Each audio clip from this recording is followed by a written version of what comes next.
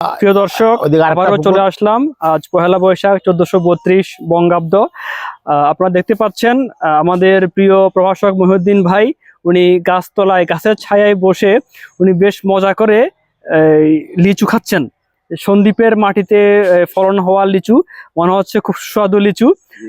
উনি আপনাদের উদ্দেশ্যে একটা লিচু পেশ করেছেন, আপনারা পেয়েছেন কিনা জানি না। এই যে এই লিচুগুলি খাচ্ছেন উনি। এই লিচুগুলি নিয়ে এসছেন আমাদের প্রিয় হুমায়ুন কবির ভাই, ওনার বাড়ি, ওনাদের নিজস্ব গাছের লিচু। সেই সঙ্গে আছেন আমাদের প্রিয় মামুনুর রশিদ স্যার। মহিউদ্দিন ভাই আপনি? আমি লিচু খাচ্ছি আমাদের হুমায়ুন ভাইয়ের বাগানের। তো হুমায়ুন ভাই নার্সারি কর্তৃক প্রতারিত।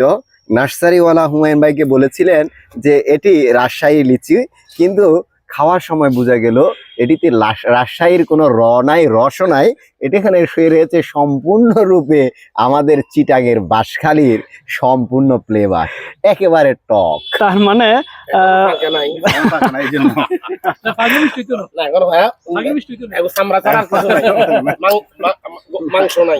আমরা জানি মহিউদ্দিন ভাই অত্যন্ত রসিক মানুষ। এই লিচুতে যদিও রস নাও থাকে, তাহলে মহিউদ্দিন ভাইয়ের মুখে যাওয়ার পরে লিচুর রস এমনিতেই তৈরি হয়ে যাবে। আমরা আশা করছি সে ধরনের কিছু একটা ঘটবে। তো দর্শক, আমাদের সঙ্গে আপনারাও লিচুর স্বাদ ভোগ করতে থাকুন।